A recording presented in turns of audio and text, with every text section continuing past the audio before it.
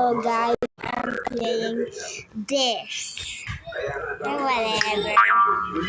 Like a no challenge game. I was playing this one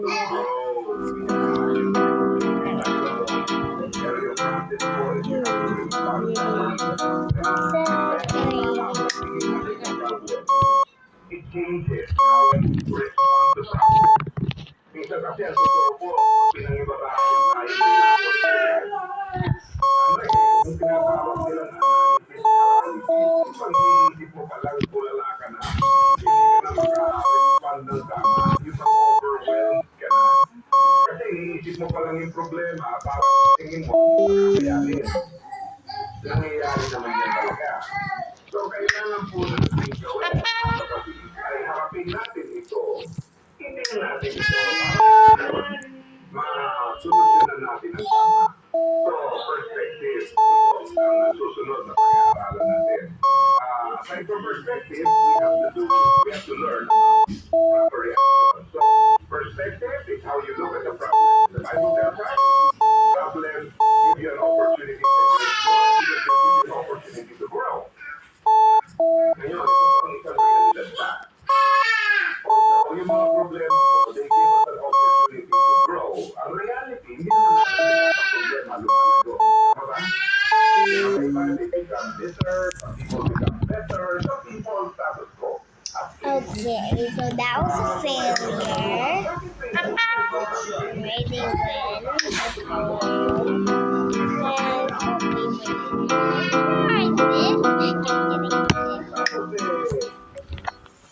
Nagkaroon po ng mas mainam na hanap buhay after nawalan ng trabaho. Bakit po?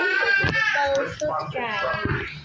Kaya nagkaroon po, nagkaroon ng karamdaman. But after that segment, it became better. Ay, tapos na ito. Mga taong mas nag-i-improve sa kabila ng mga pinagdaan. Pero totoo, lalo kang sumasama. Now, kaya ay yung kanilang buhay dahil po sa kanilang sitwasyon. Ang susunod po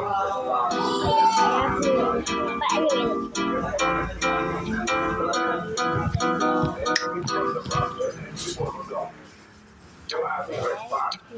At sa Bible po, ang ginamit na word is endure. Endure.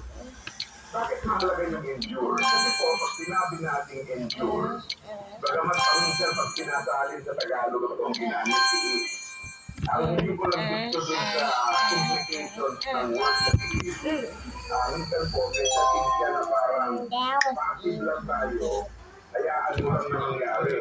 Actually, yung idea po ng enduring ay hindi po yung passive. Ang ibig sabihin po niyan, you also learn from the process, you develop the process, and you become better, you grow.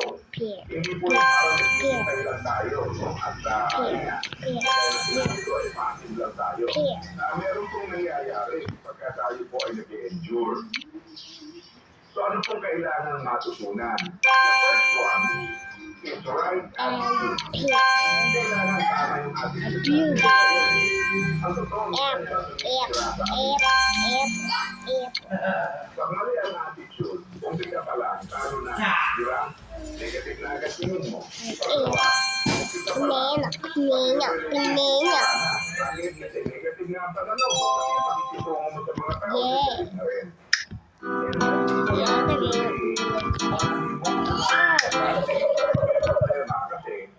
Ano yung problema? Negatibo na. Tapos, nauna yung negatibong damdamin.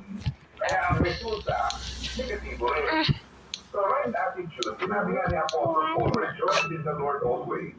Sa First Thessalonians, ang sabi naman niya, be thankful in all circumstances, because it's God's will for you.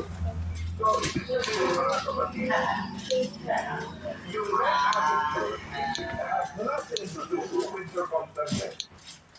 Akala ko natin yan ang magkaunga. Pero hindi, pinupulong natin ang Bible. Rooted on something deeper and better, something more stable. What else?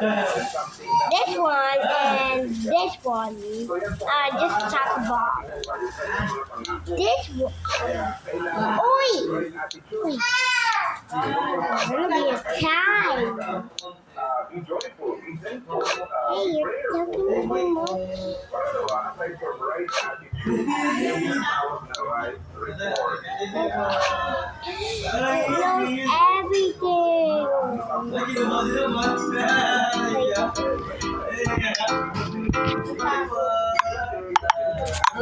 Problema pa rin pag di magmamata. Kasi ang ginagawa mo, temporary. Problem, nagiging manhid ka yung dating eh, di ba? Okay na naging manhid ka, pansamantala. Ay! Yung problema mo, hindi mo naman sinusolusyonan eh. Endo! O, kaya, nag-ipon mo din Endo na way. Endo way. It hands over. What am I supposed to do? Do I like take it? Do I it's not headache, so you have to do it all over again.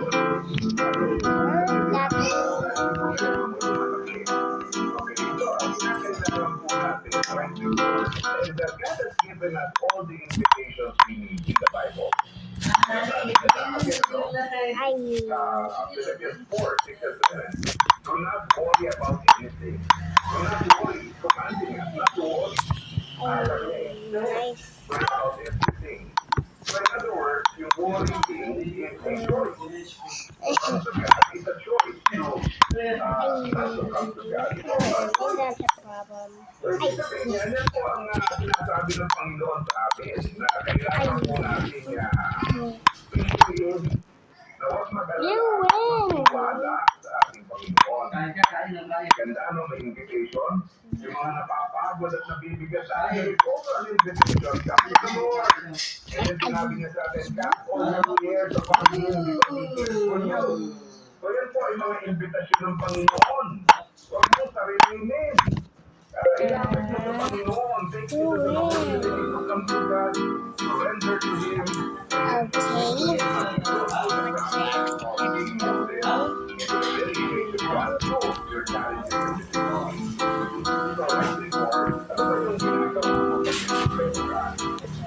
Sundin mo yung imbitasyon ng Panginoon. Pangatlo, at napakahalaga din, right resolve. Yung Philippians chapter 4,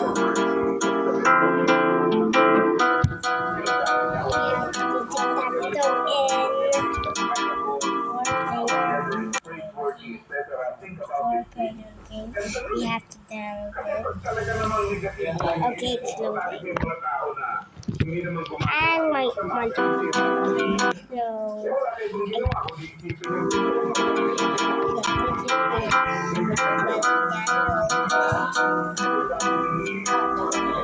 let's play Eagle.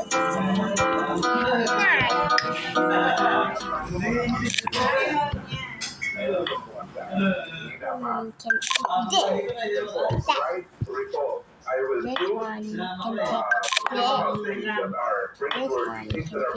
That. This one you can pick again. This one you can pick again. This one you can pick this. This one you can pick this. This one you can. Meron na tayong pinagdadaanan. Pinapabayaan pa natin yung ating relationship sa Panginoon. What's wrong? I was Help you to understand God's will. When it's sure that God is ready for God's will. What? I can't reach sorry. And will help you to grasp the reform straight as you go through the trial. Pero pinabayaan mo yan sa gitna ng problema, para kang may sakit na ayaw mong palakasin yung immune system, di ba? Kaya nga pag may sakit tayo, mga tao, pag may regalo, mga prutas, mga vitamin, supplement, yan. Bakit? Kasi yan, gusto nila i-boost yung ating immune system. Kasi mahirap yung may sakit ka na, wala ka pang gana, ayaw mo kumain, ayaw mo pinitin, pero ba't uli? Ayan, nanghihina tayo. Pero, kung gagawin naman natin yung party natin, ano mangyayari? Yeah, we become better. So, ang challenge po sa atin is make sure that you maintain the right relationship with the Lord as you go through trial. Hindi lang natin may problema. And I will say yours May problema, okay?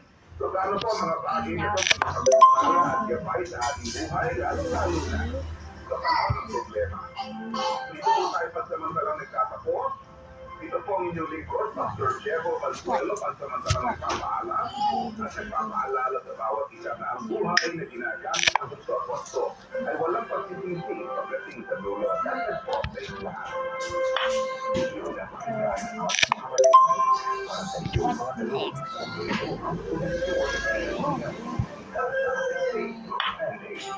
Kamalayan NBC or email kamalayan@bcas.nbc.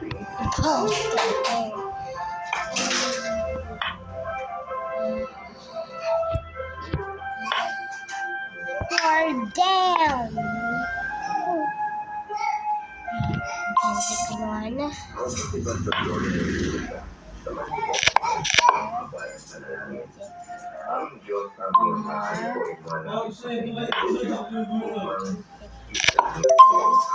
Provision and believe you are grateful to God who provides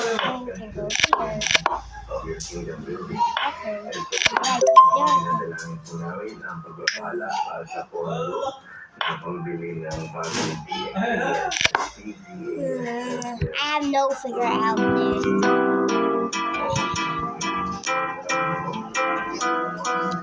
On the card.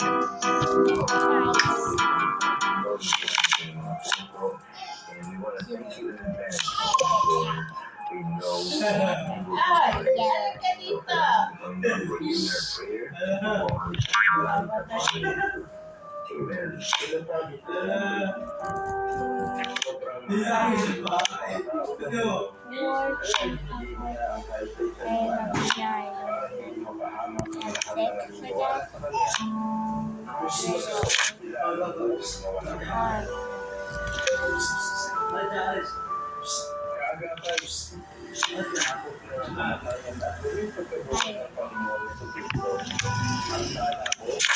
ang sala mo, pati ang sala ng mundo. Ito ang panahon ng kaligtasan at kailangan ka sa iyong puso at isipan.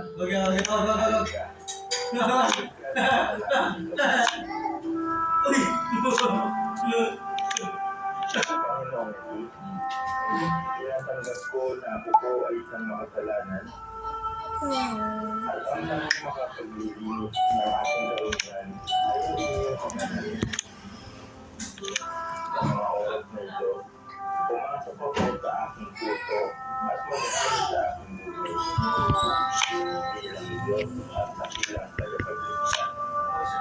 Initingin ko mula sa aking mga kasamaan at tinatanggap ko ang biyaya ng bagong pag-asa sa kabuhayan at pagtiwala sa makapagpalang Diyos.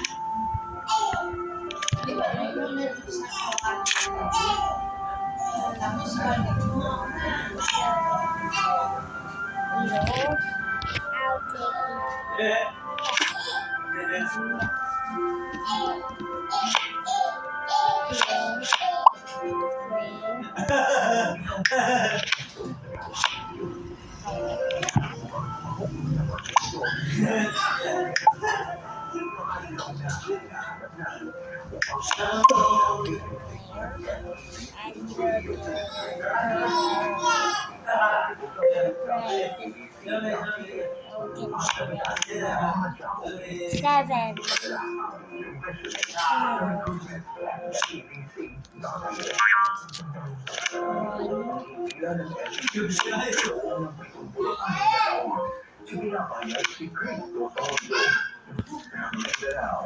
Zamboanga City, 1116 DXAS, your community radio. Davao City, 1197 DXSE, the radio. Coronado City, 1062 DXAI, the friendly voice of South Central Mindanao. Cagayan de Oro City, 103.3 DJ, your positive choice. Oh no. There, my inventory.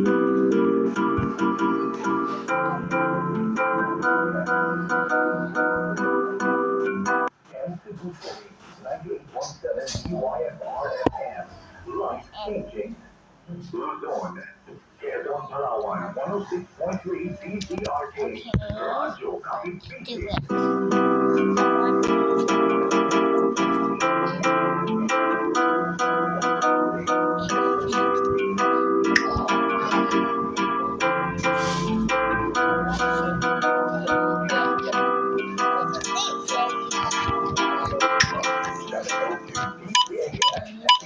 Radyo Bisig, ang gabay ng sambayanan. Ito ay 6 taon ng malayong pamamayag. 7 dekada at 6 na taon na pagpapala ng Diyos. 7 dekada at 6 na taong pagpapalaman sa Diyos. Hanggang magpapala, hanggang matapos, siya rin ang magpapala. Through the Bible, by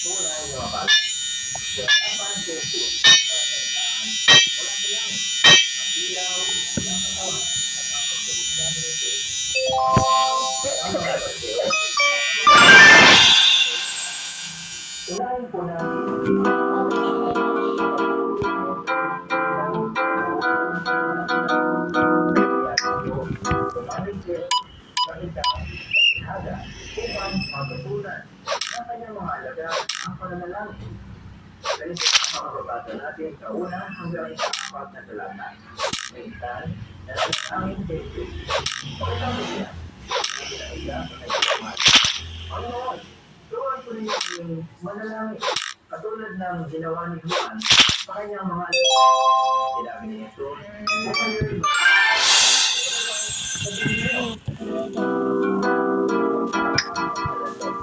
pagmulat sana ang iyong pagkakas. Bigyan mo kami ng makakain sa araw-araw. Patawarin mo kami sa aming mga kasalanan, sapagkat pinagkatawad namin ang bawat nagkasala sa amin. Ano po kami sa maigting na pagpupo. Ang aking ito sa Ebanghelyo ng Lucas ay hindi matatagpuan sa iba pang Ebanghelyo ng bagong tipan ng Biblia. Maaaring may pagkulat ang pangyayari nito sa ibang Ebanghelyo. Subalit ang totoo, ito'y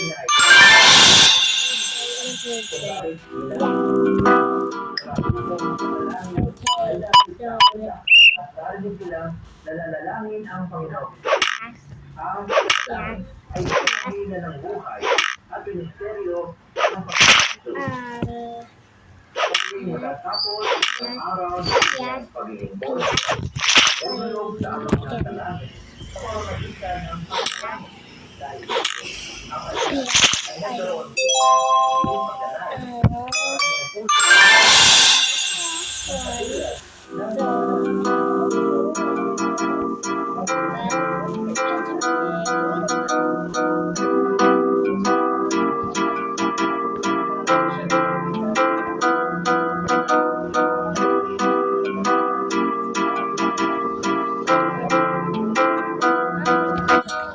Huwag natin kalimutan sabihin sa kanya ang Turuan mo ako manalangin. Ang alagad, nagpaturo kay Jesus Ay, ay more. hindi humihingi. So, nagpapaturo kay Jesus kung paano manalangin. Dahil ito'y itinuro ng Panginoong Jesus ng pagkakamahal sa mundo.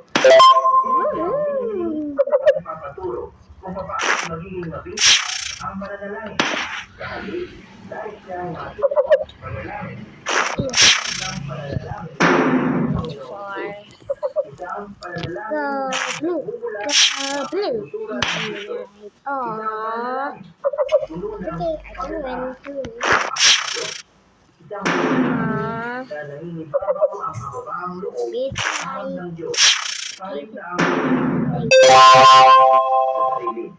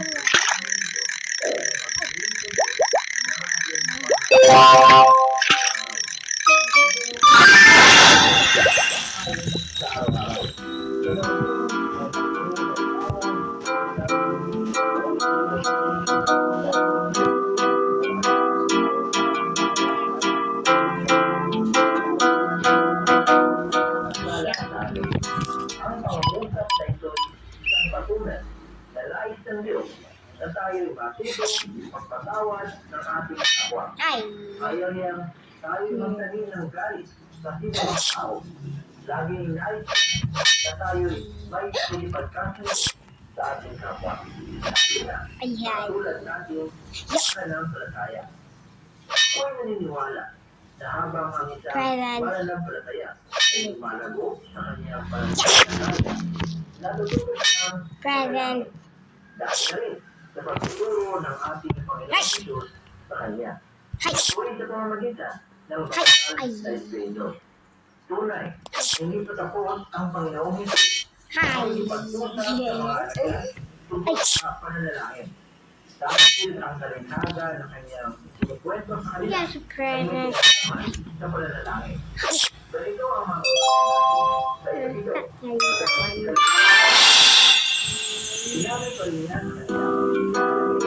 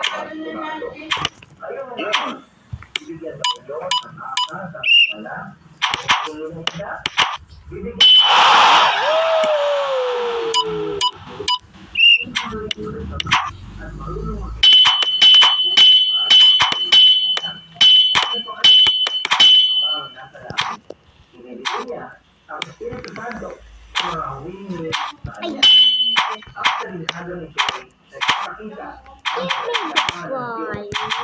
ang kailangan ito'y makita. Daan ng Diyos ay Give me pagkalimutan the ball. gayon din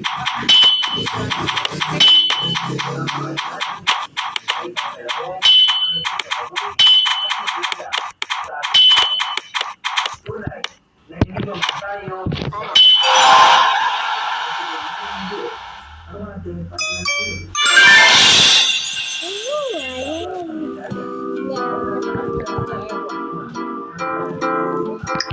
Ang dalangin niya, kahit tapos ay aking diringgin. Ibigay ko na yaong hinihiling. Maraming tao na hindi pinakikinggan at tutugo ng Diyos ang kailang mga panalangin. This is before haha. I want to say Wait, you won't do it this time. You won't.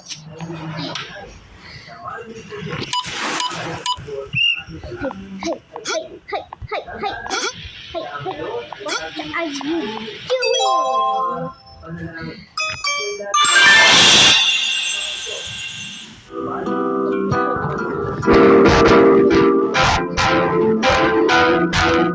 Kailangan